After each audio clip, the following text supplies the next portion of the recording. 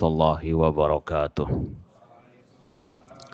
Innal hamdalillah nahmaduhu wa nasta'inuhu wa nastaghfiruh wa na'udzu billahi min syururi anfusina wa min sayyiati a'malina.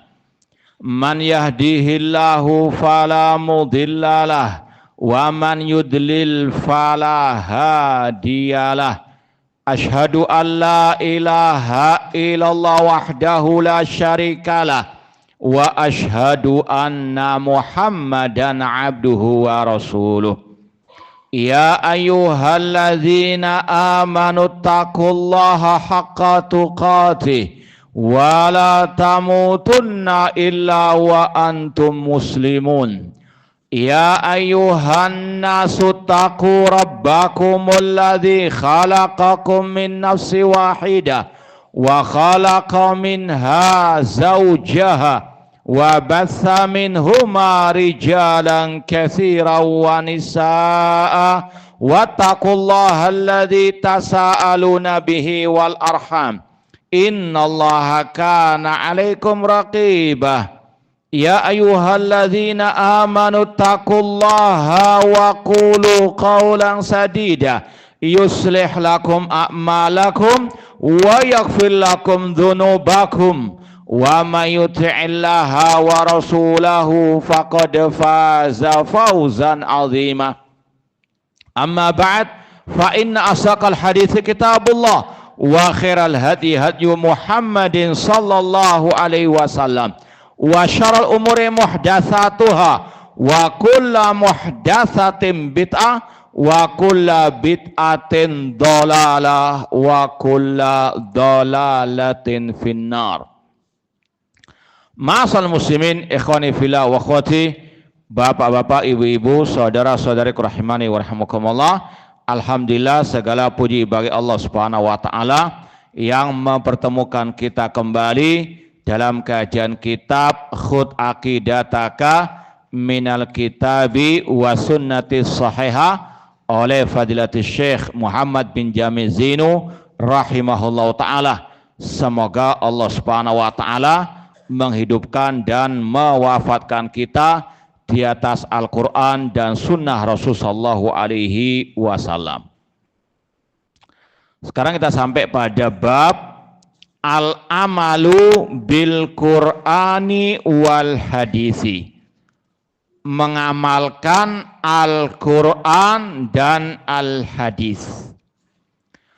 Poin yang pertama, kata Syekh, limadza anzalallahu Al-Quran. Apa tujuan Allah menurunkan Al-Quran? Kata beliau, anzalallahul Qur'an lil amali bihi. Allah menurunkan Al-Quran untuk diamalkan. Dalilnya firman Allah, ittabi'u ma unzila ilaikum mir rabbikum. Ikutilah apa yang diturunkan kepada kalian dari Rabb kalian. Ma'asal muslimin, ikhwani fillah wa akhwati rahimani wa rahmukumullah, kita semuanya telah mengetahui dan meyakini pedoman setiap muslim dan muslimah adalah Al-Quran dan Al-Hadis. Bahwa petunjuk yang paling benar adalah Al-Quran dan Al-Hadis. Yang menginginkan kebahagiaan dunia akhirat harus kembali kepada pedoman hidupnya ini, Al-Quran dan Al-Hadis. Namun banyak di antara kaum muslimin tidak memahami bahwa Al-Quran bukan sekedar untuk dibaca, bukan untuk sekedar mengambil barokah dari bacaan Al-Quran atau dari hafalan Al-Quran. Namun lebih dari itu, tidak cukup Al-Quran hanya untuk dibaca, dihafalkan. Ya setelah dibaca, kalau mungkin ada yang bisa menghafalkan, alhamdulillah, namun tidak ada kewajiban. Ya, ini yang pernah kita sampaikan mungkin di tempat ini atau tempat yang lain. Ahlul bid'ah terkadang mereka membanggakan diri dengan hafalan Al-Quran. Kalian Salafi Wahabi mengatakan sunnah-sunnah, ya, tapi kamu nggak hafal Al-Quran, saya hafal Al-Quran. Ya, kalian sunnah-sunnah masalah ya celana cingkrang saja, itu mudah. Ya, beda dengan hafal Al-Quran apa? Susah. Tapi omdo saja. Katanya cingkrang gampang, tapi nggak sampai sekarang nggak cingkrang-cingkrang juga. Paham ya? Padahal kalau mau ya bahas kembali, mana ada dalil hafalan Al-Quran itu wajib?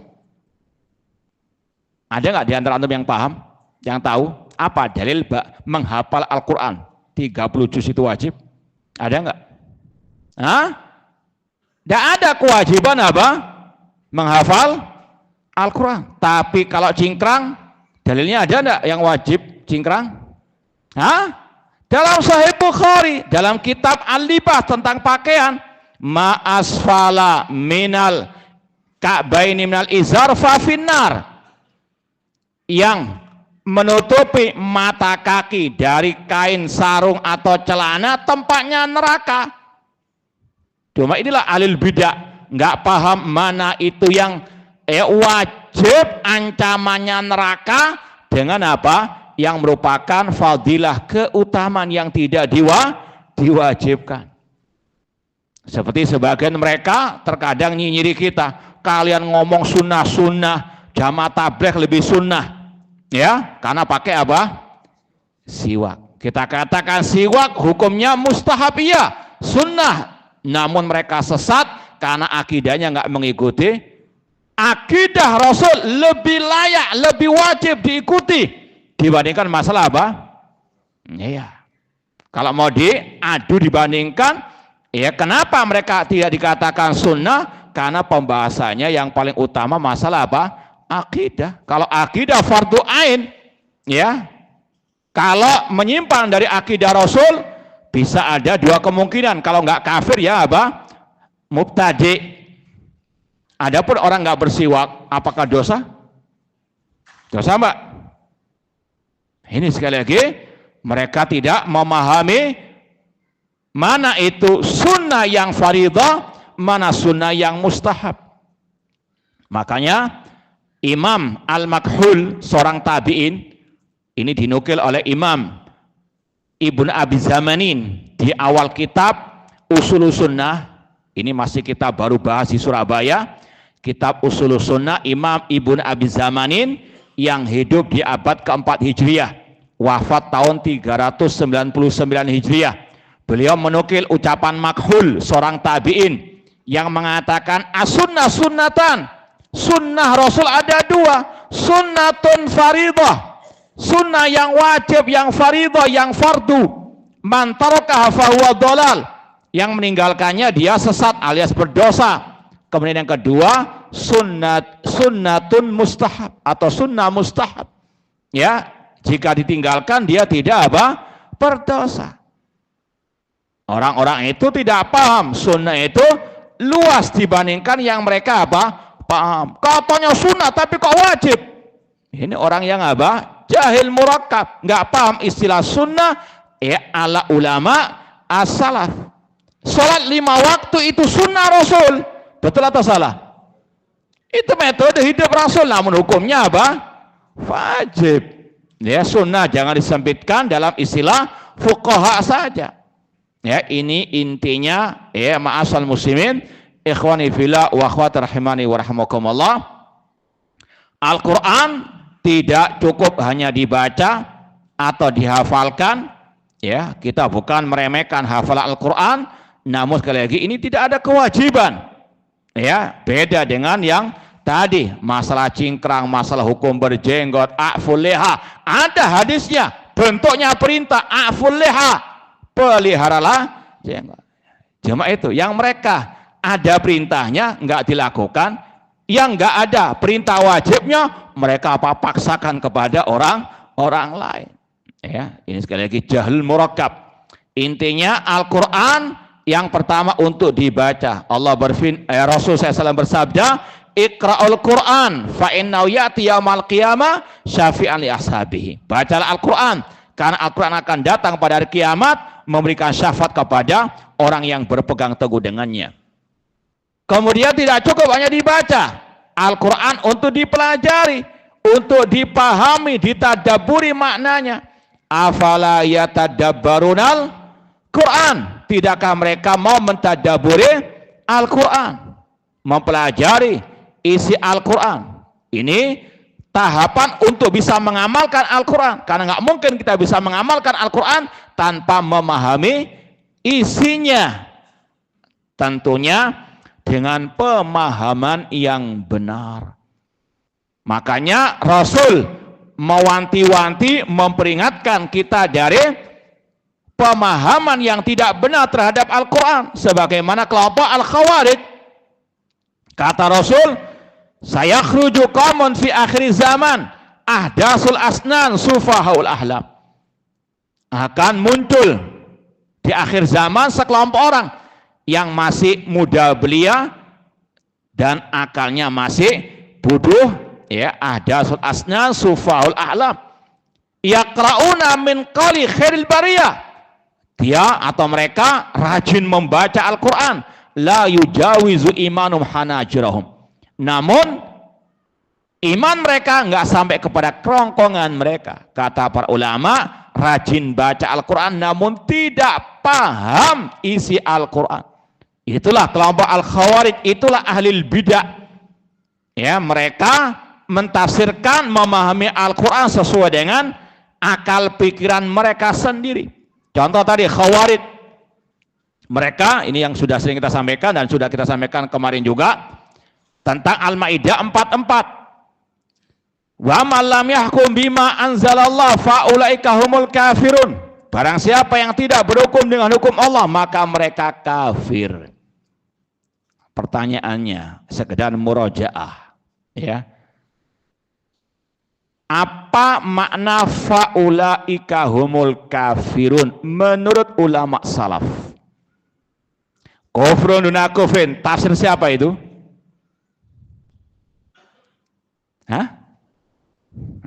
Siapa yang bisa bantu? Sahih. Tapi siapa? Ya, yang mentafsirkan faulaika humul kafirun, kufrun duna kufrin. Kufur apa? Kecil. Abdullah bin Abbas radhiyallahu ta'ala anhuma. Ya, ini sekali lagi tafsir ulama salaf dan juga tafsir dari kalangan sahabat tabi'in. Abdullah bin Abbas juga punya beberapa redaksi, namun intinya sama. Ada redaksi faulaika humul kafirun, kufrun duna kufrin.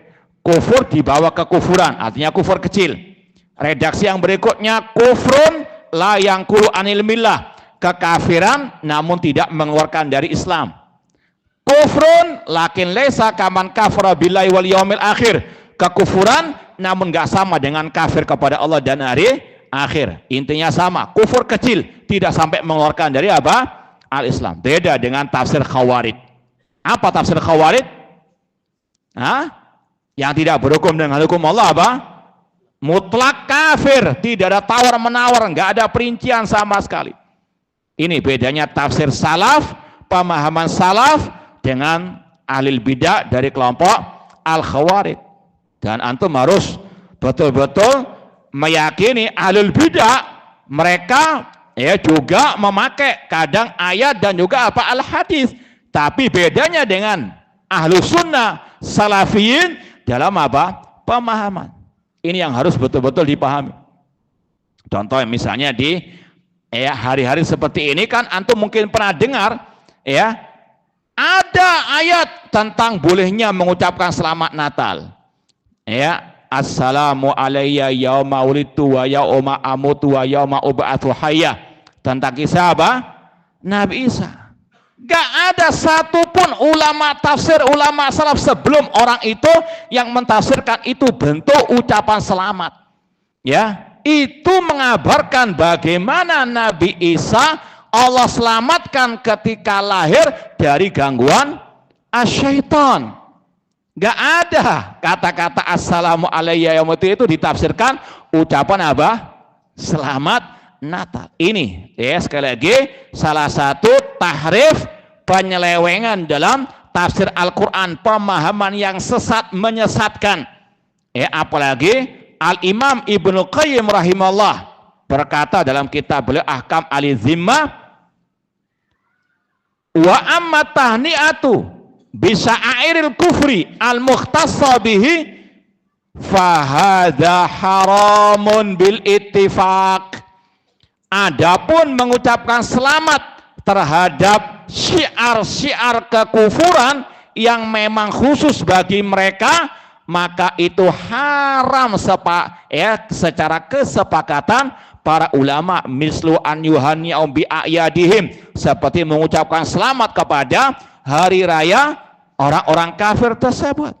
Ini kok ditafsirkan ya firman Allah tersebut dengan apa? Ini namanya at-tahrif ya, sebagaimana kebiasaan ahlu kitab, yuharrifunal kalima'an mawadhi'i. Maka ini yang penting untuk ditekankan ya, tidak mungkin kita bisa mengamalkan Al-Quran ya tanpa kita memahami betul isi ya pemahaman Al-Quran, dan sekali lagi kembalikan dengan ya pemahaman para as-salaf.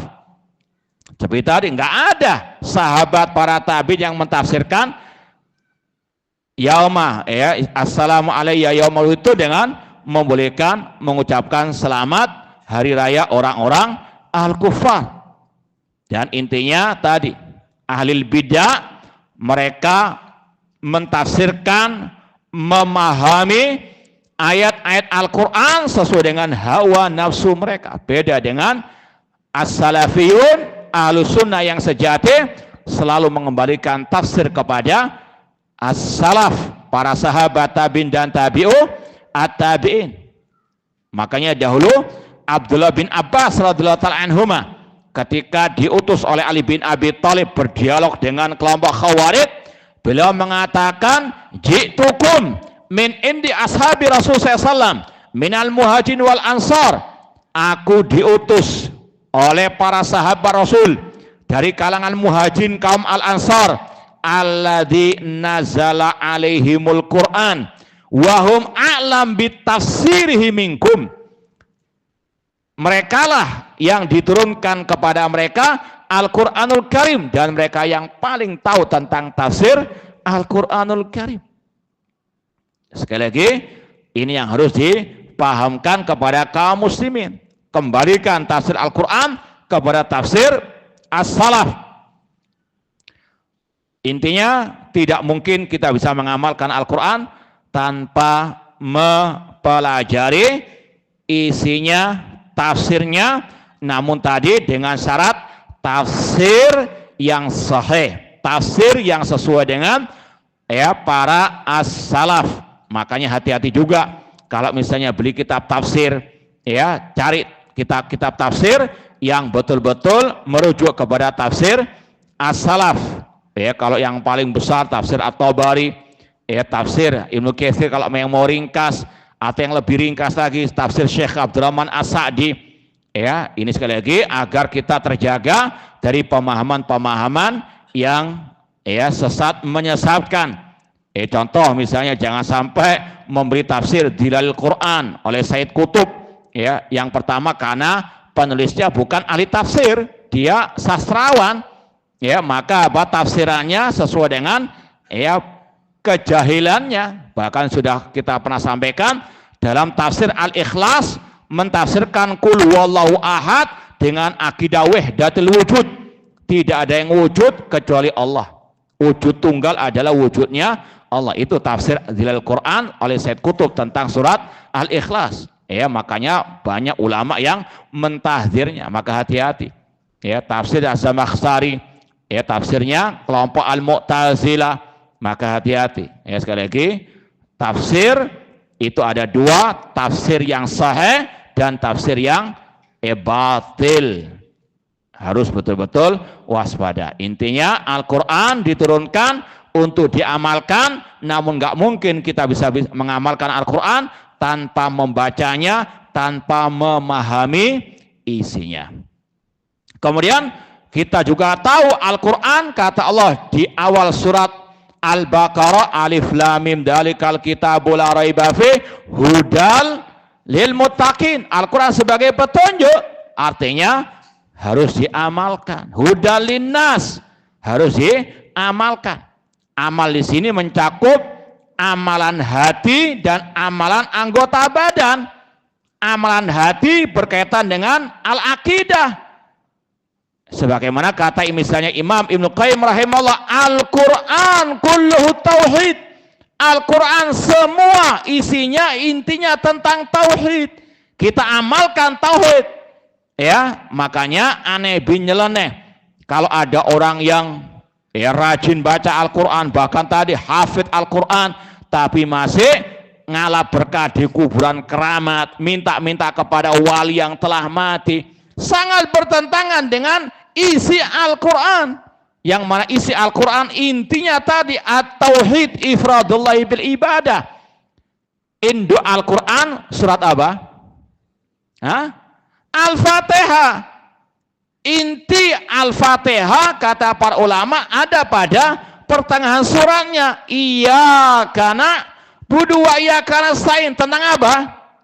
At-tauhid. Hanya kepada Engkau lah ya Allah kami beribadah, dan hanya kepada Engkau lah ya Allah kami mohon pertolongan. Ini katanya hafid, tapi ya wali fulan wa Syekh Abdul Qadir Jailani tolonglah aku. Ini sangat jauh dari mengamalkan apa? Al-Quran. Ya, makanya Rasul SAW pernah bersabda, Al-Qur'anu hujjatun laka au alaika. Al-Quran bisa menjadi senjata bagimu pada hari kiamat, namun juga bisa menjadi bumerang atasmu.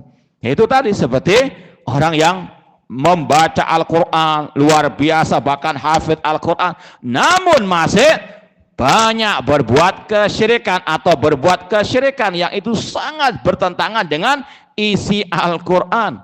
Ya. Seperti juga masalah tadi keyakinan Allah berfirman Ar-Rahman 'alal arsy istawa. Ayat-ayat tentang Allah fis sama banyak sekali, tapi dia masih meyakini Allah tidak di ruang, tidak di waktu, Allah tidak di langit. Ini sangat bertentangan dengan akidah Al-Quran. Ini bentuk tidak mengamalkan Al-Quran. Ya, sekali lagi, mengamalkan Al-Quran bukan sekedar rukuk sujud, namun lebih dari itu ada amal qalb, amalan hati, yaitu al-aqidah, meyakini tentang sifat-sifat Allah.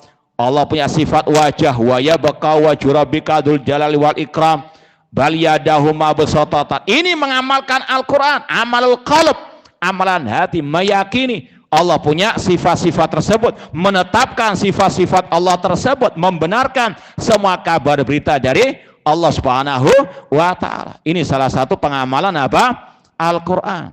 Demikian pula amalan al-jawarih, amalan anggota badan, wa aqimus shalah wa atuz zakah warka'u ma'a ar-rakiin. Dirikanlah salat, tunaikanlah zakat, dan rukuklah bersama orang yang rukuk. Salat berjamaah di masjid Allah Subhanahu wa ta'ala. Ini mengamalkan Al-Quran ya dengan apa? Al-jawarih, wa'budullah wa la tusyriku bi syai'a wa bil walidaini ihsana wa bil qurba wal yatama wal masakin wal jaril junubi wal wasahibi bil jambi wa bin sabili wa ma malakat aimanukum ila akhiril ayah. Beribadah kepada Allah, jangan berbuat syirik, berbaktilah kepada kedua orang tua. Diamalkan ayat-ayat tersebut. Jangan sampai sudah hafid Al-Quran, ya, rajin baca Al-Quran, namun durhaka kepada orang tuanya, atau tidak mau menyambung tali silaturahim dengan karib kerabatnya, atau bakhil, pelit, tidak mau menyumbangkan hartanya kepada fuqara wal masakin, kepada anak-anak yatim. Ya, demikian pula Allah mengatakan wal jarilil qurba wal jaril junubi. Demikian pula Allah mewajibkan berbuat baik kepada tetangga, baik yang dekat atau tetangga yang jauh. Jangan sok kaya raya beli mobil 10 namun nggak punya garasi. Nah, garasinya di mana? Ya, depan rumah. Ini mengganggu tetangga. Ya, naudzubillah min dzalik. Ini tidak mengamalkan isi Al-Quran tadi yang Allah wajibkan untuk kita mengamalkan ya memenuhi 10 hak manusia atau 10 hak. Ya, hak yang pertama hak Allah, kemudian yang selanjutnya hak makhluk. Ya, hak Allah bertauhid kepada Allah, tidak berbuat syirik. Kemudian berbakti kepada orang tua, berbuat baik kepada karib kerabat, kepada wal yatama, anak-anak yatim, fuqara wal masakin, tetangga yang dekat, tetangga yang jauh, kemudian kepada sahabat ataupun istri menurut sebagian tafsir ulama. Allah mengatakan wal jarijil qurba wal jarijil wasahibi bil jambi, ada 2 penafsiran, istri ataupun sahabat karib, kemudian orang musafir, dan juga wa ma malakat aimanukum, budak ataupun hewan peliharaan. Ini kalau kita mau mengamalkan Al-Quran, diantaranya mengamalkan 10 hak ini. Intinya Al-Quran diturunkan oleh Allah untuk diamalkan, bukan tadi untuk dijadikan sebagai ngalap barokah saja. Apalagi dalam hadis dikatakan iqra'ul Quran wa'malu bihi, bacalah Al-Quran dan amalkanlah, wala ta'kulu bihi, dan jangan mengambil makan harta lewat Al-Quran. Dan yang paling parah, berfatwa untuk mendapatkan fulus dengan mencari tadi ayat-ayat yang sekiranya bisa untuk contoh orang-orang yang politikus tadi yang menjual ayat Al-Quran, itu sama dengan menjadikan Al-Quran sebagai bahan untuk mencari maisha. Ketika misalnya calon dari partainya orang Nasara, orang mungkin Yahudi atau non Muslim, nggak ada ayat-ayat yang keluar. Tapi kalau lawannya, calonnya orang kafir, muncul Al-Maidah 44. Paham? Atau 51, Al-Maidah 51. Ya ayyuhalladzina amanu la tattakhidul yahuda wan nasara auliya. Tujuannya untuk tadi biar dapat kedudukan, bukan untuk mendakwahkan Al-Quran. Ini namanya cari makan lewat Al-Quranul Karim. Naudzubillahi min dalik. Atau seperti sebagian ulama mengatakan, contohnya juga mencari makan lewat Al-Quran. Kan ada orang-orang yang qurra disewa untuk khataman di kuburan. Paham? Sebagian mereka lihat kalau fulusnya banyak, ayat-ayat yang dibacakan, kalau mungkin nggak khatam, yang dipakai ayat-ayat tentang kabar gembira karena fulusnya banyak. Tapi kalau yang bayari sedikit, dibacakan ayat-ayat tentang neraka. Paham? Itu diantara yang pernah kita dengar dari Syekh Shalih Suhaimi, rahimahullah hafidallahu taala. Intinya demikian, orang-orang yang mengambil harta ataupun maisha mereka dari bacaan Al-Quran mereka. Naudzubillah min dzalik. Apalagi juga tadi dengan kebid'ahan mereka, ini jauh dari mengamalkan Al-Quran.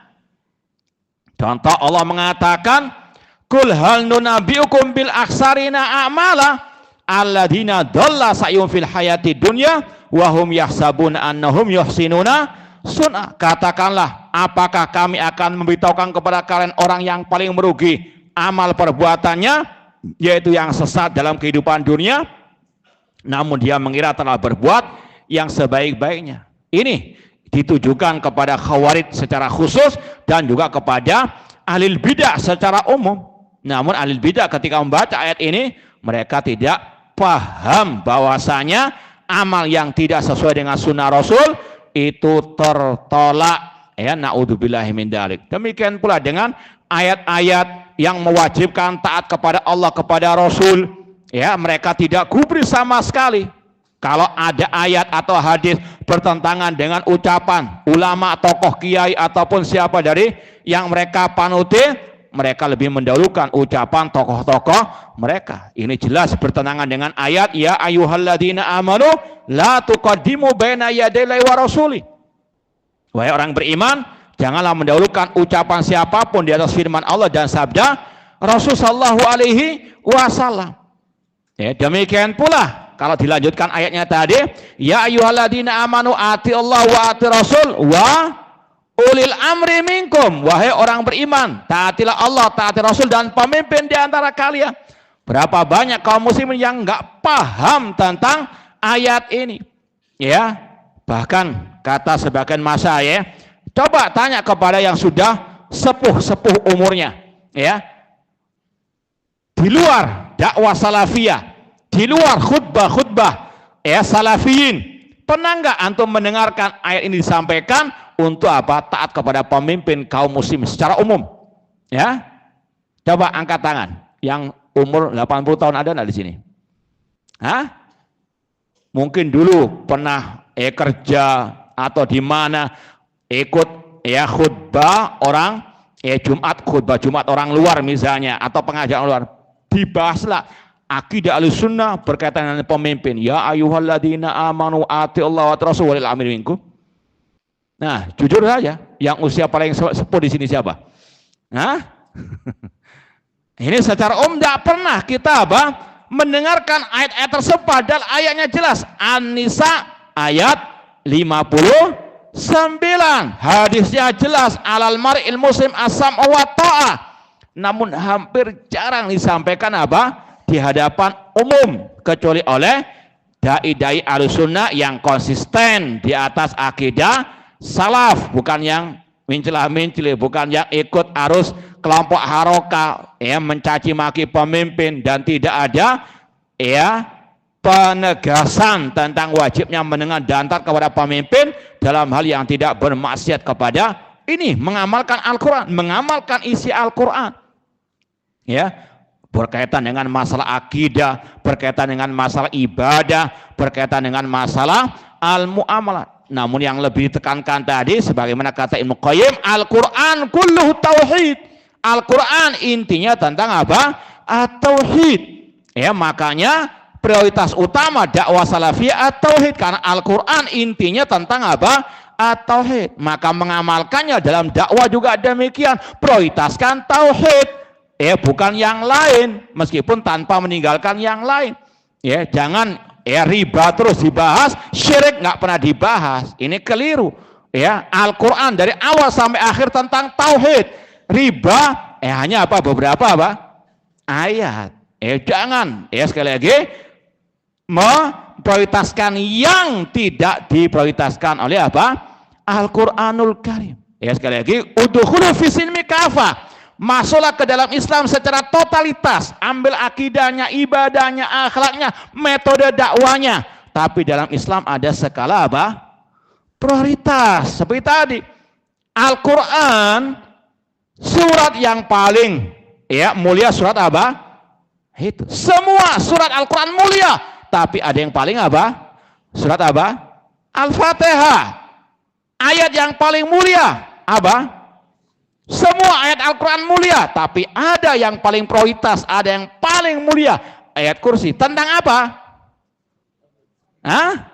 Tentang riba, tentang sakinah mawaddah warahmah, tentang at-tauhid. Ini cara mengamalkan Al-Quran, memprioritaskan apa yang diprioritaskan oleh Al-Quran Karim. Ya, namun jangan gagal paham, bukan berarti meninggalkan pembahasan yang lain, cuma sekali ada skala prioritas. Ya, jangan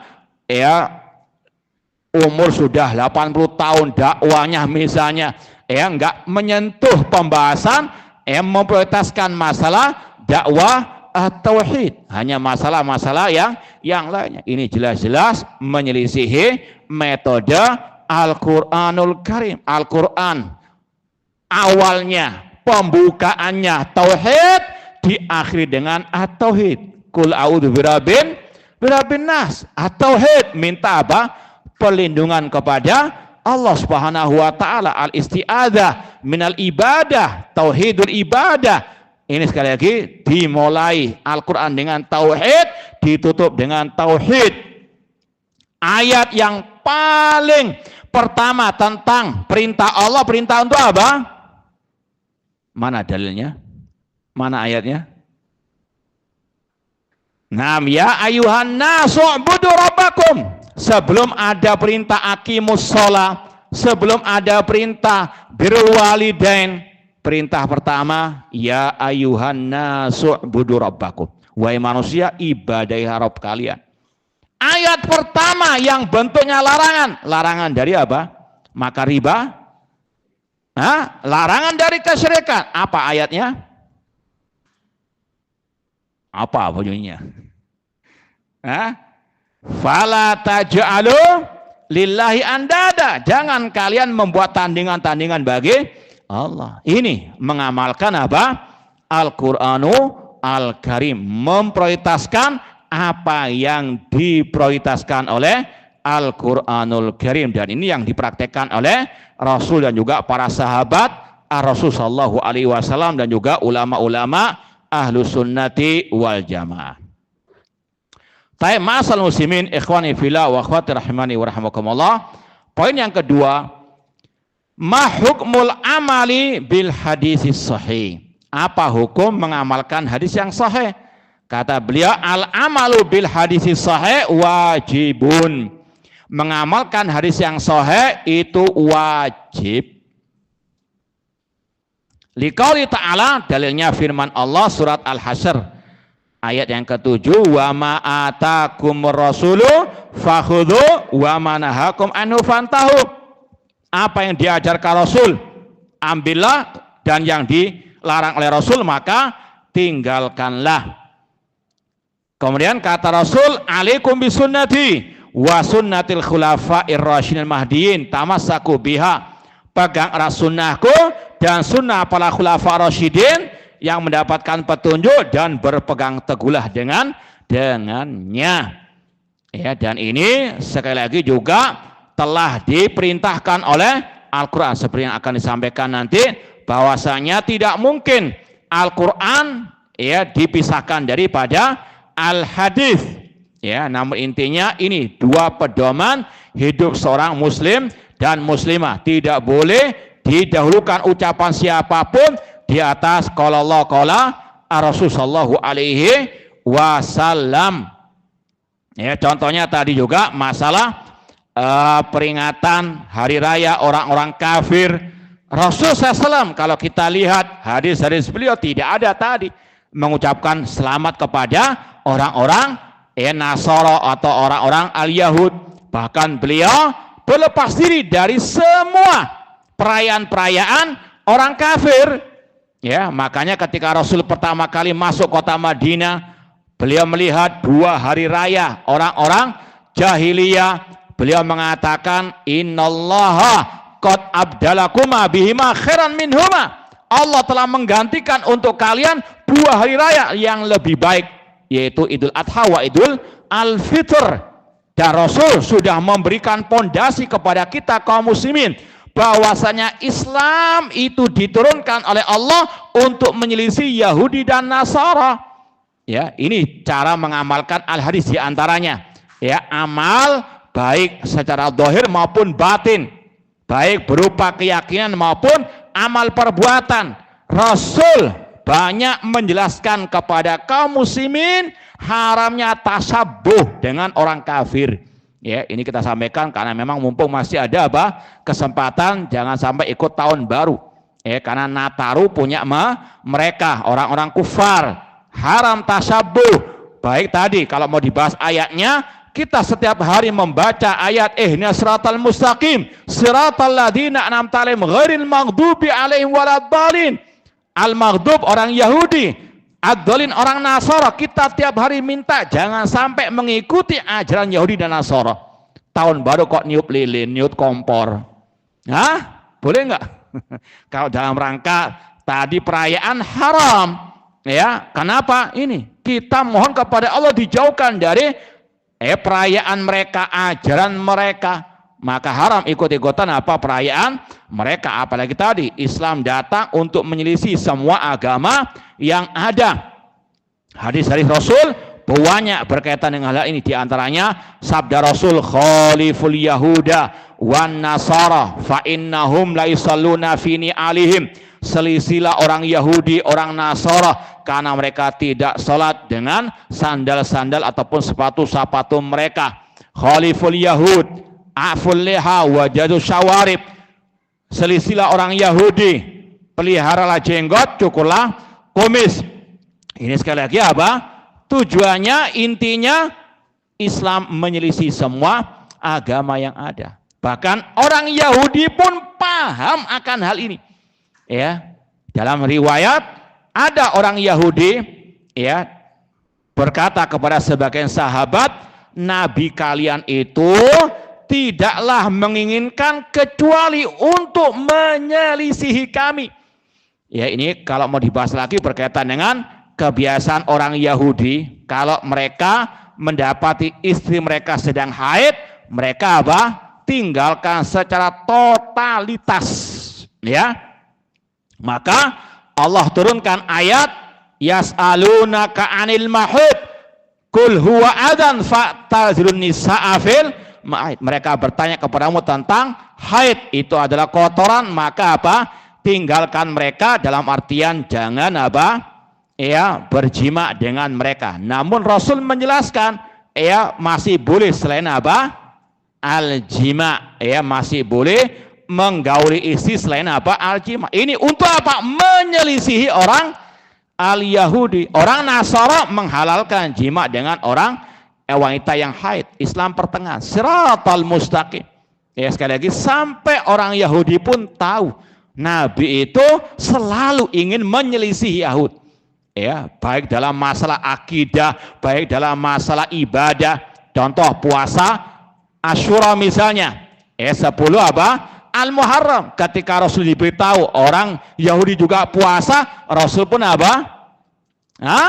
Mengatakan kalau tahun depan kita akan puasa apa? Tanggal, untuk menyelisih ini. Islam datang menyelisih Yahudi wan Nasara. Ya, ini sekali lagi wajibnya mengamalkan hadis Rasul, jangan mengamalkan ucapan orang yang membolehkan tadi mengucapkan selamat kepada orang an-Nasara. Naudzubillah min dzalik, jelas-jelas menyelisihi hadis-hadis Rasul SAW yang intinya tadi untuk menyelisihi ajaran mereka. Kita kaum muslimin diwajibkan toleransi kepada orang kafir, tapi jangan sampai kebablas. Namun hanya urusan dunia. Ya, Allah mengatakan la yanhakumullahu 'anil ladzina lam yuqatilukum fid din wa lam yukhrijukum min diyarikum an tabarru wa tuqsitu ilaihim innallaha yuhibbul muqsitin. Allah tidak melarang kalian untuk kalian berbuat baik, berbuat adil kepada orang kafir yang tidak memerangi kalian. Kalau utang wajib membayar ya kepada orang apa? Kafir, apalagi orang muslim. Ya, muamalah dunia, berbuat baik kepada mereka silahkan. Punya tetangga orang kafir, hormati, jangan diganggu. Ya, jangan mencuri mangganya. Ya, ini sekali lagi toleransi kepada orang kafir. Tapi kalau sudah urusan agama, urusan apalagi akidah, lakum dinukum waliyadin. Makanya Allah turunkan surat Al-Kafirun, Qul ya ayyuhal kafirun. Kata Imam Ibnu Katsir, hadis suratul Bara'ah minal amal al-ya'malul musyrikun. Ini adalah surat berlepas diri dari semua perbuatan orang-orang kafir, orang musyrik. Wa amara biha rasulahu an yatabarra min dinihim bil kulliyah. Kata Ibnu Katsir, Allah memerintahkan Rasulnya untuk berlepas diri dari ajaran orang kafir secara totalitas. Ya, ini sekali lagi makna di antara makna berpegang dengan hadis, mengamalkan hadis Rasulullah sallallahu alaihi wasallam. Ya, mahukmul amal bil hadisi asai. Tapi hadisnya syaratnya harus apa? Sahih menurut penelitian para ulama alil hadis. Karena ini berkaitan dengan bulan Rajab, perlu kita ingatkan juga banyak hadis-hadis yang tidak sahih di bulan Rajab, bahkan hadisnya palsu. Siapa yang mengatakan itu? Para ulama alil hadis. Kita nukilkan di antaranya Imam Abdul Khattab Ibnu Dihyah yang hidup di abad ke-7 Hijriah. Beliau punya kutab ya, judulnya Ada Umma Wajab fi Bayani wad'i wadda'ina fi Rajab. Kalau terjemahan judulnya saja jelas. Kewajiban menjelaskan kepalsuan hadis-hadis yang dikarang-karang oleh para pemalsu hadis di bulan Rajab. Dan beliau mengatakan juga dalam kitab itu, wa fi hadzal syahr ahadits katsira min riwayati jama'atin minal wadda'in. Di bulan Rajab ini, kata tadi Abdul Khattab Ibnu Dihyah, di bulan Rajab ini banyak hadis-hadis dari riwayat komunitas pemalsu hadis. Ya, kalau mau disebutkan di antaranya hadis yang berbunyi inna fi al-jannah nahran yuqalu Rajab, sesungguhnya di surga itu ada sungai yang dinamakan Rajab. Ya, demikian pula tentang salat raghaib, tentang puasa awal Rajab, pertengahan atau akhir Rajab, kata beliau tidak ada hadis yang sahih, maka haram mengamalkan hadis-hadis tersebut. Ya, demikian pula ulama yang lain juga mengatakan doa Allahumma barik lana fi Rajab wa fi Sya'ban wa balighna Ramadan tidak ada yang sahih dari Rasulullah SAW. Hati-hati yang menyebarkannya, diancam oleh Rasul dalam sabda beliau, man kadzaba alayya muta'ammidan falyatabawa maq'adahu minan nar. Barang siapa yang berdusta atas namaku, siapkan tempat tinggalnya di dalam api neraka. Ya, demikian pula bahkan kata Imam Ibnu Dihyah tadi, ya, beliau mengatakan wa dzakara ba'dul qusas anal isra fi Rajab wa hadza inda ahlil jarhi wa ta'dil ainul kadhib. Sebagian para pendongeng menyebutkan bahwa kejadian Isra wal Mi'raj terjadi di bulan Rajab. Ini menurut pakar ahli hadis, ahlu jarh wa ta'dil, dusta yang nyata. Paham? Secara penanggalannya saja sudah nggak benar, nggak ada bukti autentik. Ya, kalau kejadian Isra Mi'raj itu di bulan apa? Jangan gagal paham, jangan diplesetkan, dipelintirkan. Oh, itu Salafi Wahabi mengingkari adanya Isra Mi'raj. Naudzubillahi min dzalik. Ya, Isra wal Mi'raj hakun. Cuma yang dipermasalahkan oleh tadi Ibnu Dihyah adalah apa? Penentuan waktunya. Nggak ada bukti yang otentik terjadi di bulan apa? Rajab. Dan kata beliau tadi itu menurut ahlu jarhi wa ta'dil ainu al-kadhib. Kalau penanggalannya saja sudah nggak bisa dibenarkan di bulan Rajab, apalagi perayaannya. Ya, sekali lagi Ahlus Sunnah mengamalkan hadis yang sahih, ya, tidak sebagaimana ahli bidah yang palsu pun mereka sebarluaskan. Bahkan dari mereka sendiri mengakui masalah Maulid Nabi, membawa hadis-hadis yang palsu. Ya, mungkin antum pernah mendengar tokoh mereka yang suka juga menyudutkan Salafi Wahabi, pernah khutbah menyampaikan jangan membawakan hadis-hadis yang palsu tentang Maulid Nabi, karena mereka sendiri sadar sebetulnya bahwasanya banyak hadis-hadis yang palsu, yang lemah, yang beredar di tengah-tengah mereka. Alhamdulillah ada dakwah salafiyah yang mengingatkan umat, mereka agak sedikit sadar lah. Tapi tetap ngeyel. Ya, ikhwani fillah wa akhwati rahimani wa rahimakumullah. Sudah waktu dan. Baik, insyaallah kita lanjutkan ba'da adzan. Kalau ada yang mau bertanya silakan di kertas. Wallahu taala alam. Ma'asal muslimin, ikhwani fillah wa akhwati rahimani wa rahimakumullah.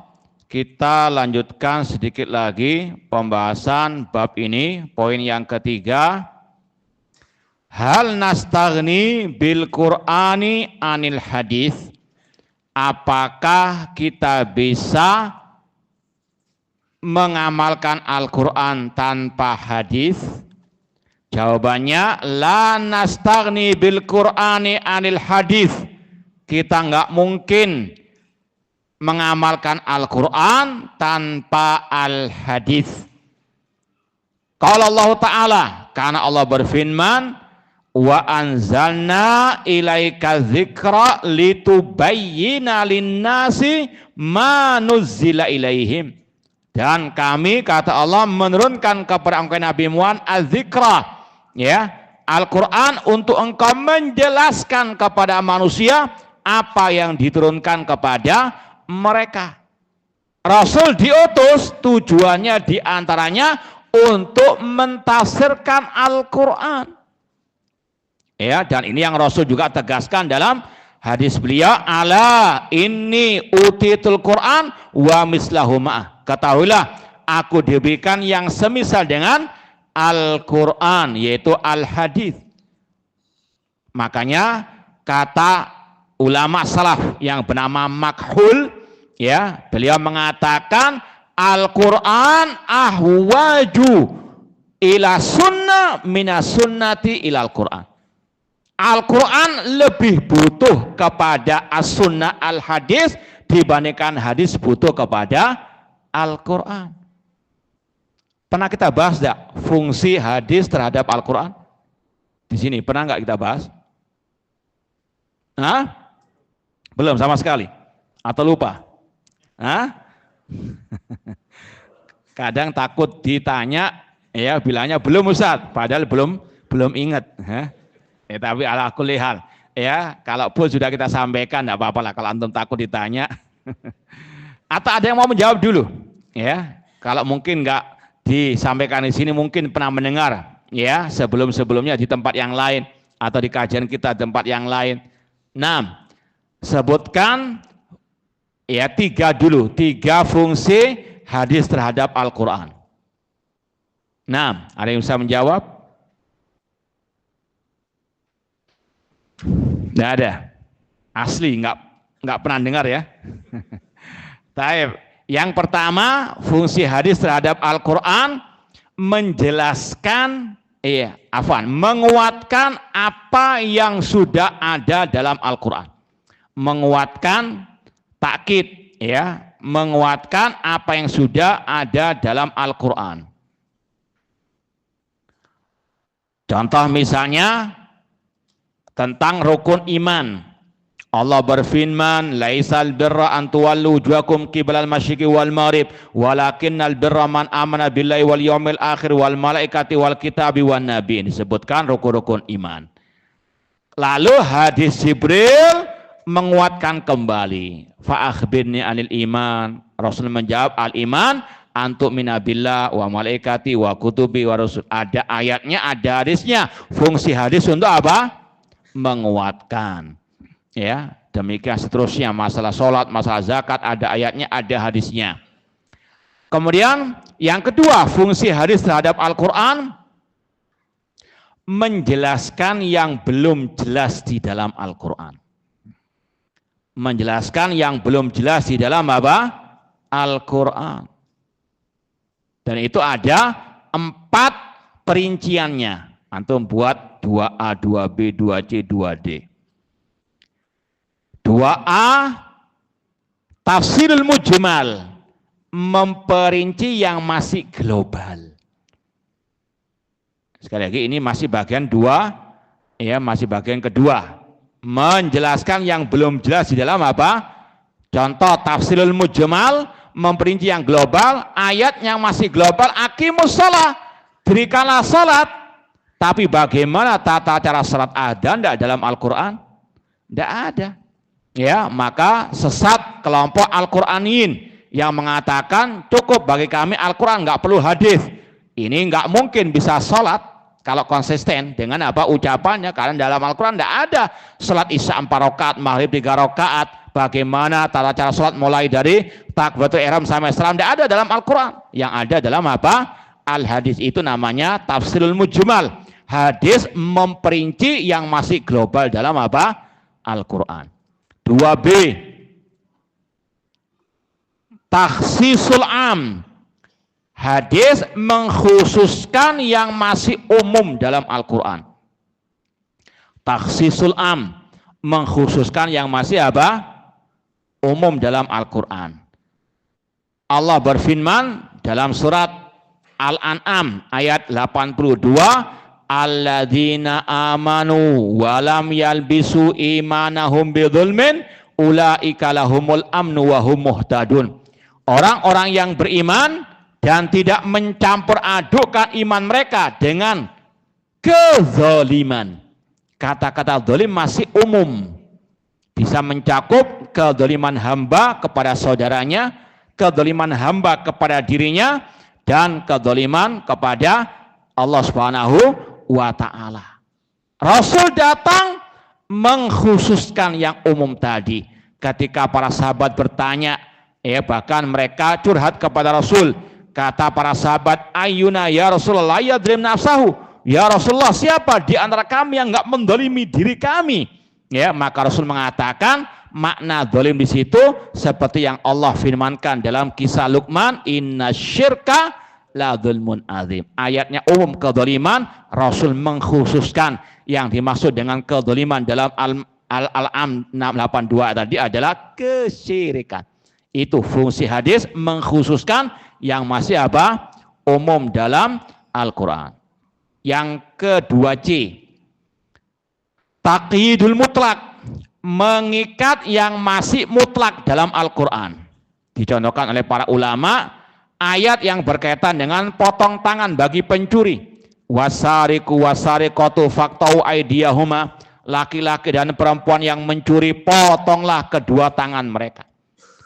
Tangan itu secara mutlak, ini, mulai dari ujung jari sampai pergelangan. Itu kata-kata tangan secara mutlak. Namun Rasul mengikat dalam hadis beliau yang dipotong itu pergelangan. Ini namanya hadis datang untuk mengikat yang masih mutlak dalam Al-Quran. Itu 2C. 2D, taudhihul muskil, menerangkan yang masih samar-samar di dalam Al-Quran. Dicontohkan oleh para ulama ayat yang berkaitan dengan makan sahur. Kulu washrabu hatta yatabayyana lakumul khaytul abyadu minal khaytil aswadi minal fajr. Makan dan minumlah sampai datangnya sampai jelas benang putih dari benang hitam dari waktu fajar. Sebagian sahabat ada yang enggak memahami ayat ini sampai mereka betul-betul menaruh benang hitam dengan putih di bawah bantalnya. Enggak jelas-jelas apa maksudnya. Maka Rasul datang menjelaskan yang dimaksud adalah datangnya waktu fajar as-shadiq, maka tidak boleh lagi makan sahur. Makanya enggak ada namanya azan imsak. Makan minumlah sampai datangnya waktu fajar shadiq, 5 menit sebelum azan subuh, misalnya sebelum datangnya fajar shadiq, masih boleh enggak makan? Boleh. Nah, apalagi yang terlambat terlambat bangunnya. Maka sekali lagi intinya Rasul menerangkan yang masih samar-samar di dalam Al-Quran. Ini fungsi hadis terhadap Al-Quran yang kedua, menjelaskan yang belum jelas dengan 4 perinciannya. Yang ketiga, fungsi hadis terhadap Al-Quran mendatangkan hukum yang tidak ada dalam Al-Quran. Mendatangkan hukum yang tidak ada dalam Al-Quranul Karim. Dicontohkan diantaranya oleh para ulama hadis yang berkaitan dengan air laut dan bangkai binatang di laut. Rasul mengatakan hilun maitatuhu, bangkai binatang di laut halal. Paus terdampar mati halal, boleh dimakan, namun kalau kapal yang karam boleh tidak dimakan. Ini beda lagi. Yang binatang, ikan dan sebagainya halal semuanya meskipun namanya singa laut. Ini beda dengan yang di darat. Rasul mengatakan, atau nahar Rasulullah an luhumi kulli dhi nabin minasiba. Rasul melarang makan binatang yang bertaring dari binatang-binatang buas tersebut. Di antaranya singa haram dimakan. Makanya sesat kalau ada yang mengatakan boleh, karena dalam Al-Quran tidak ada larangan makan harimau, serigala, anjing. Naudzubillah min dzalik. Ini sekali lagi kelompok yang sesat dalam bab yang satu ini. Kata para ulama ada 3 kelompok sesat dalam masalah menyikapi hadis Rasul. Ada yang menolak sama sekali, tidak percaya dengan hadis seperti tadi Al-Qur'aniyun. Ini bisa kufur. Yang kedua, yang menolak hadis kalau tadi tidak ada ayatnya. Contohnya di sini kata mereka enggak ada ayatnya. Ayat hanya mengatakan yang diharamkan itu innama harramaikum maitata, bangkai. Kemudian walamal khinzir, daging babi. Kemudian wadama, darah, wa ma uhilla li ghairillahi bi, yang disembelih bukan, enggak ada larangan makan anjing, makan monyet, makan singa. Naudzubillah min dzalik. Rasulullah tadi menjelaskan dalam hadis yang sahih. Ini kelompok kedua, tidak menolak semua hadis, tapi menolak hadis yang enggak ada kata mereka ayatnya. Naudzubillah min dzalik. Padahal jelas ayatnya berbunyi wa ma atakumur rasulu fakhudhu, itu mencakup semua. Pokoknya hadis Rasul yang sahih amalkan. Tapi mereka pilih-pilih. Contoh yang pernah nggak salah kita sampaikan di sini, badal haji. Sebagian kelompok kaum muslimin mengatakan tidak ada ayatnya badal haji, badal umrah. Padahal hadisnya sahih dalam Sahih Muslim dan yang lainnya. Maka sekali lagi ini kelompok yang sesat menolak sebagian hadis dengan alasan itu enggak ada ayatnya, atau mengatakan itu bertentangan dengan ayat wa alaysa lil insani illa ma sa, dan seterusnya. Ini sesat. Yang ketiga, yang menolak hadis ahad dalam masalah akidah. Tiga-tiganya sesat namun beda level. Taib ma'asal muslimin ikhwani fillah wa akhwati rahimani wa rahimakumullah. Itu 3 sekali lagi fungsi hadis terhadap Al-Quran. Ada yang keempat sebetulnya, cuma ini khilaf di antara para ulama, apakah hadis bisa menghapus hukum yang ada dalam Al-Quran. Menurut pendapat sebagian ulama bisa, karena ayat dan hadis itu satu kedudukan dalam masalah hujjah, sebagai dalil satu kedudukan. Maka hadis bisa menghapus hukum yang ada dalam Al-Quran. Namun sebagian lagi mengatakan tidak. Wallahu alam. Kalau anak pribadi lebih merojehkan hadis bisa menghapus hukum yang ada dalam Al-Quran. Wallahu ta'ala alam. Taib, itu yang bisa kita sampaikan pada kesempatan yang berbahagia ini. Semoga bermanfaat dan semoga Allah menghidupkan dan mewafatkan kita di atas tauhid dan sunnah Rasul SAW. Ini ada pertanyaan, kita ringkas saja, ini karena lumayan agak banyak, terutama ini yang berkaitan dengan yang katanya viral di sini menurut di sini, duduk bermajlis dengan alil bid'ah, apa maksud duduk di situ? Yang sudah kita sering sampaikan, yang ditegaskan oleh para ulama, di antaranya bermajlis al-ilmu, makanya dalam bab talabul ilmi, contoh misalnya dalam kitab Hilyatul Talibul Ilmi karya Syekh Bakar Abu Zaid, beliau ketika menyebutkan adab belajar ilmu agama, kata beliau kun salafiyan alal jadah, jadilah engkau salafi sejati, wahdar mubtadi, jauhi ahlil bid'ah. Apa hubungannya belajar ilmu dengan ahlil bid'ah?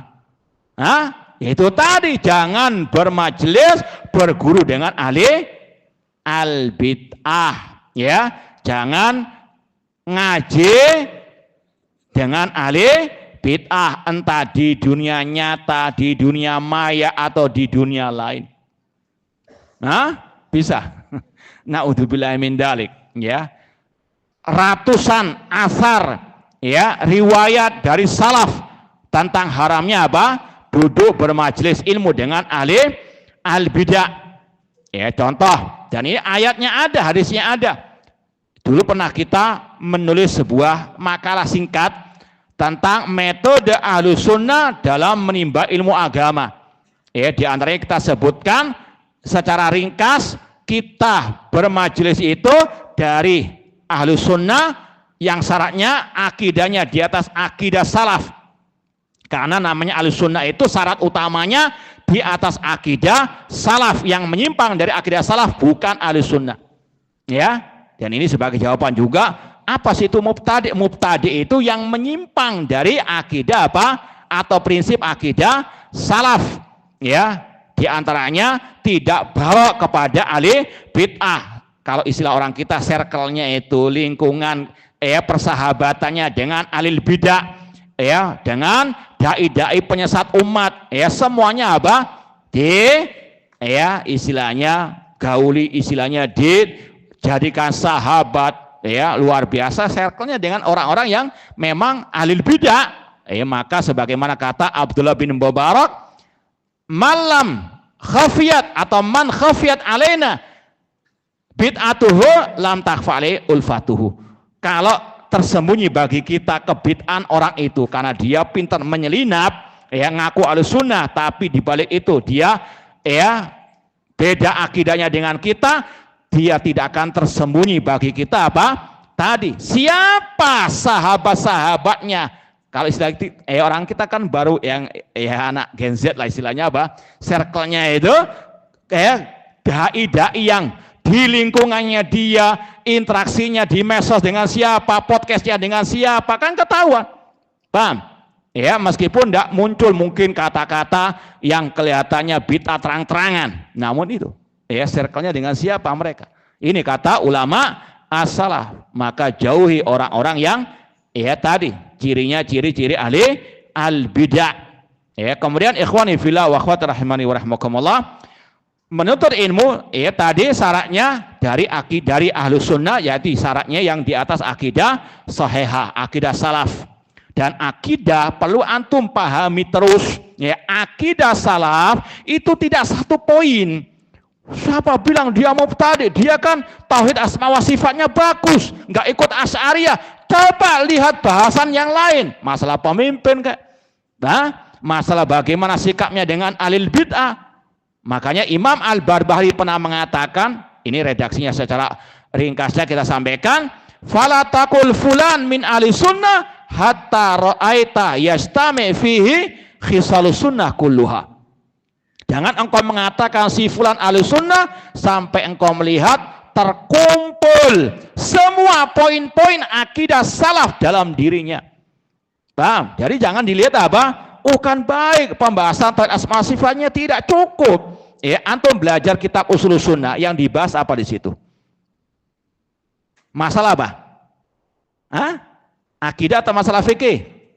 Masalah akidah. Poinnya ada berapa? Satu tok? Banyak poin-poinnya. Ini syarat menjadi Ahlus Sunnah, harus betul-betul apa? Di atas poin-poin akidah salaf, jangan satu sisi saja. Paham? Dan diantaranya tadi al-bara' minal bid'ah wa ahli al-bid'ah. Bahkan di awal pembahasan Ushulus Sunnah, Imam Ahmad mengatakan wa tarkul bid'ah wa kullu bid'atin dhalalah. Meninggalkan bid'ah, dan setiap bid'ah itu sesat. Ada dai yang apa? Dengan halus ingin apa? Melegalkan kebid'ahan, atau paling tidak tidak mau mengatakan ini bid'ah dan seterusnya. Jangan dia apa? Ambil apa? Ilmunya. Ini orang-orang yang bocor alus, paham? Bocor alus ya. Berbahaya. Alus memang bid'ahnya, alus memang apa? Syubhatnya. Sekali lagi, cari yang memang di atas akidah salaf, dan akidah salaf itu poinnya banyak. Kalau sudah ada satu kesesatan, ya sudah, tinggalkan. Kemudian yang kedua, betul-betul dia berkompeten dalam ilmu apa? Agama. Jangan sampai seperti yang pernah kita sampaikan, ada akidahnya salah, betul, masya Allah, tapi nggak bisa bahasa Arab, nggak bisa membaca kitab para ulama, dia jahil misalnya, dari mana antum bisa mengambil ilmunya? Dia sendiri apa? Masih butuh belajar. Maka sekali lagi secara ringkas tadi, kalau mau mencari ustadz tadi yang di atas akidah salaf, dan dia punya apa? Kompetensi dalam masalah ilmu agama. Adapun tadi larangan belajar dari al-bid'ah, ini banyak sekali. Itu yang dimaksud dari majelis ilmu, entah di dunia maya, di dunia nyata, entah bentuknya lisan ataupun tulisan, haram menimba ilmu dari ahli bid'ah. Dalilnya ayat Al-Quran, wa qad nazzala alaikum fil kitabi an idza sami'tum ayatillah yukfaru biha aw yustahza'u biha fala taqudu ma'hum. Apabila diturunkan atau sungguh telah diturunkan dalam Al-Quran bahwasanya apabila ayat-ayat Allah dikufuri, diperolok, maka jangan duduk bersama mereka. Kata ulama salaf dari kalangan sahabat Abdullah bin Abbas, kata-kata orang-orang yang memperolok ayat-ayat Al-Quran diantaranya ahlul bidah. Itu sekali lagi ayat yang melarang duduk bersama ahli al-bidah. Rasul mengatakan, man sami'adukum bid-dajjal falyan anhu. Barang siapa yang mendengar tentang keluarnya Dajjal, menjauh darinya. Jangan mendekat, jangan malah minta selfie. Ya, ini sekali lagi larangan mendekat dari Dajjal. Dan kata Imam Ibnu Battah Al-Uqbari, fitnahnya ahlil bid'ah lebih dahsyat dari fitnahnya Dajjal. Maka apa kelazimannya, konsekuensinya, kalau kita diperintahkan menjauh dari Dajjal, maka lebih dari itu menjauh dari ahli al-bidah. Faham? Jadi ini juga pengamalan terhadap ayat dan hadis. Ayat diamalkan, hadis diamalkan, diantaranya menjauh dari ahli bidah. Ini pembahasan yang kita bahas tadi. Di antara bentuk mengamalkan ayat Al-Quran, mengamalkan hadis Rasul, menjauh dari ahli bidah, tidak bermajlis dengan ahli bidah. Yaitu diantaranya maknanya tidak belajar dari ahli al-bidah. Tidak bergaul dengan mereka, tidak bermesraan dengan mereka, tidak sakinah mawaddah dengan mereka. Alhamdulillah kita sempat nulis makalah singkat, hanya sekedar menukil sebetulnya ucapan para ulama, dari ulama salaf, namun banyak orang yang kepanasan kayak di ruqyah, padahal kita hanya menyebut asar ulama as-salaf, banyak yang kepanasan, kita sebutkan misalnya asar Abdullah bin Mubarak, kalau judulnya ngaji bareng Ustadz Haroki dalam kurung alul bid'ah, tanda seru tanda tanya. Kata Abdullah bin Mubarak rahimahullah, jangan bermajlis ilmu bareng ahlul bid'ah, karena aku khawatir kemurkaan Allah menimpa atas kalian. Dari kitab Al-Ibanah Sughra Imam Ibnu Battah Al-Uqbari. Jelas larangan bermajlis ilmu, ngaji dengan ahli bid'ah atau ngaji bareng ahlul bid'ah. Fudail bin Iyad rahimahullah berkata, barang siapa yang bermajlis dengan ahlul bid'ah, maka waspadahilah dia. Dan barang siapa yang bermajlis dengan ahli bid'ah, maka dia tidak diberikan al-hikmah. Dan aku, kata Fudail bin Iyad, lebih suka jika ada benteng dari besi yang memisahkan antara aku dan ahli bid'ah. Bukan malah duet dengan ahli bid'ah. Faham? Bukan malah podcast dengan ahli bid'ah. Bukan malah bermesraan dengan ahli al-bidah. Ini salaf terdahulu, katanya ikut salaf, mana pengamalannya terutama dalam bab yang satu ini. Kita nukilkan lagi ucapan Imam Abu Dawud As-Sajistani rahimahullah. Beliau berkata, aku pernah bertanya kepada Abu Abdillah Ahmad bin Hanbal rahimahullah, aku melihat seseorang ahlu sunnah bersama ahlul bidah. Sekali lagi, ini Imam Abu Dawud, muridnya siapa? Imam Ahmad rahimahullah, sang murid bertanya kepada sang guru. Ini dua-duanya di atas sunnah, di atas akidah salaf. Karena memang ada terkadang gurunya sesat, muridnya di atas kebenaran. Ada muridnya yang sesat, gurunya yang benar. Namun kadang ada dua-duanya yang juga sesat menyesatkan. Mantu pilih yang mana? Taib. Imam Abu Dawud bertanya kepada Imam Ahmad. Aku, kata Imam Abu Dawud, melihat seorang ahlu sunnah bersama ahlul bid'ah. Artinya duet bersama, ngaji bareng dengan ahlul bid'ah. Apakah boleh aku tidak mengajaknya bicara? Kata Imam Ahmad, jangan dulu. tapi sampaikan kepadanya, kepada yang Ahlussunnah tadi, bahwa orang yang bersamanya adalah ahlul bid'ah. Jika dia meninggalkan orang tersebut, maka tetaplah berbicara dengannya. Tapi jika dia tetap bersamanya, maka gabungkan dia dengan orang tersebut. Berarti satu apa? Ya, satu kolam, satu jenis. Nah, kata orang Arab, at-tuyur bi asbahiha taqa. Namanya burung bertengger dengan yang pernah lihat burung merpati tengger sama burung gagak?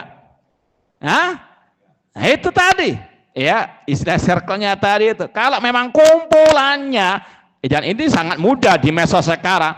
Ini ya sang Ustadz Fulan kumpulannya dai-dai haroki, paham dong? Kok masih dijadikan apa? Ya teman misalnya duet tadi. Na'udzubillahi min dzalik. Ya dan juga tadi ucapannya tentang masalah bid'ah ini ingin untuk dilembek-lembekkan. Na'udzubillahi min dzalik. Kemudian asar yang keempat, ya sekali lagi kita nukil dari Imam Abdullah Mubarak, Fudail bin Iyad, Imam Ahmad, dan yang keempat Imam Barbahari. Beliau berkata, apabila Anda melihat seseorang bermajlis bersama lil bid'ah, maka peringatkan dia dan beritahu dia. Jika dia tetap bermajlis dengan alil bid'ah tersebut, maka waspadahilah dia karena dia pengekor hawa nafsu. Itu ya tulisan singkat yang kita posting beberapa yang lalu, yang banyak orang kepanasan seperti kesurupan apa? Jin. A'udzubillahi min dzalik. Nah, baik, ma'asal muslimin, lanjut apa cukup sampai sini? Lanjut. Apakah dengan bisa bahasa Arab dan hafal Al-Quran lalu boleh mensarah makna Al-Quran? Enggak cukup, ya. Hanya bermodal bahasa Arab, ya kemudian apa? Mengajarkan tafsir Al-Quran. Makanya metode tafsir Al-Quran, kata Imam Ibnu Katsir dalam tafsir atau muqaddimah tafsir beliau, tingkatannya itu Al-Quran ditafsirkan dengan Al-Quran, ayat ditafsirkan dengan apa? Ayat. Wailul lil mutaffifin. Apa makna al-mutaffifin? Alladzina idaktalu 'alan nasi yastaufun. Paham?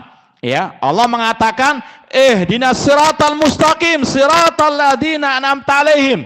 Siapa yang dimaksud dengan alladzina an'amta 'alaihim? Allah tafsirkan ya di surat An-Nisa kalau tidak salah ayat 69. Wa may yuti'illaha war rasulah fa ulaika ma'al ladzina an'amallahu 'alaihim minan nabiyyin wasiddiqin wasyuhada wassalihin. Ini tafsir ayat dengan apa? Dengan ayat. Ini metode yang pertama. Yang kedua, tafsir ayat dengan al-hadis. Ya, Rasul mentafsirkan al-maghdubi alaihim al-yahud, ad-dhalin an-nasara, ayat dengan hadis. Dan yang sahih. Lilladzina ahsanul husna wa ziyadah. Orang-orang yang berbuat baik, bagi mereka kebaikan, al-husna, Rasul mentafsirkan surga, waziyada, dan tambahannya yaitu melihat wajah Allah Ta'ala. Ayat ditafsirkan al-hadis. Kalau nggak ada ayat, nggak ada hadis yang mentafsirkan ayat tadi, maka apa? Kembali kepada tafsir sahabat. Karena mereka yang langsung belajar Al-Quran dari Rasul. Bahkan Abdullah bin Abbas mengatakan, aku berhenti ke Rasul. Satu ayat dipahami. Ya, ini luar biasa para sahabat yang paling paham tentang ayat Al-Quran. Seperti tadi, tafsir Abdullah bin Abbas tentang Al-Maidah 44. Ar-Rahman alal asistawa. Allah istawa di atas arsy. Apa arti istawa? Kembali kepada tafsir salaf. Abdullah bin Abbas, Mujahid, Abul Aliyah mengatakan istawa artinya ala wartafa. Ini tafsir ayat dengan apa?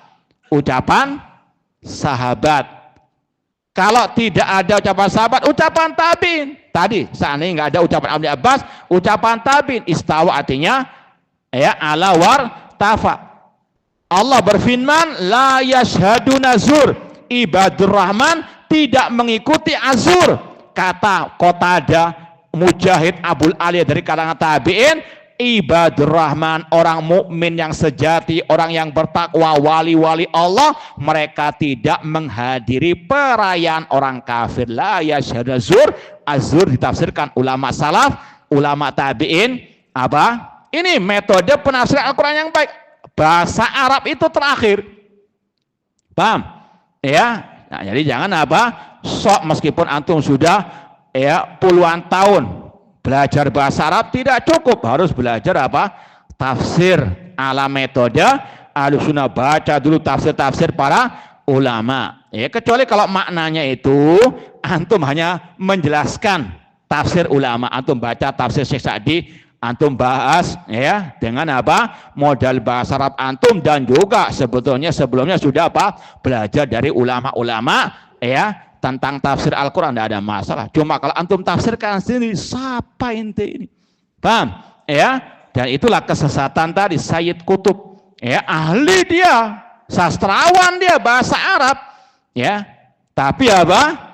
Lancang mentafsirkan Al-Quran hingga apa? Dhal wa adhal, sesat dan menyesatkan. Maka seperti yang kita sampaikan berulang kali, hafalan Al-Quran itu baik, ya, namun bukan berarti orang yang hafid itu apa langsung antum jadikan sebagai ustadz. Lihat dulu sudah belajar enggak tentang urusan apa akidah, masalah ilmu agama yang lain. Ya, sekali lagi, apalah artinya hafalan tanpa apa? Pemahaman. Kalau paham, hafal, nurun ala nur, cahaya di atas apa?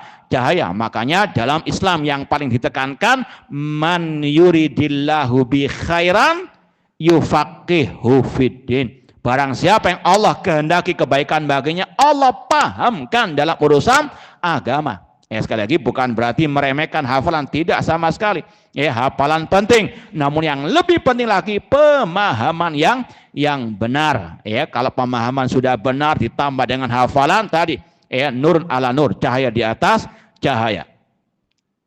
Lanjut apa cukup? Hah? Kenapa? Sampai subuh? Jangan. Baik.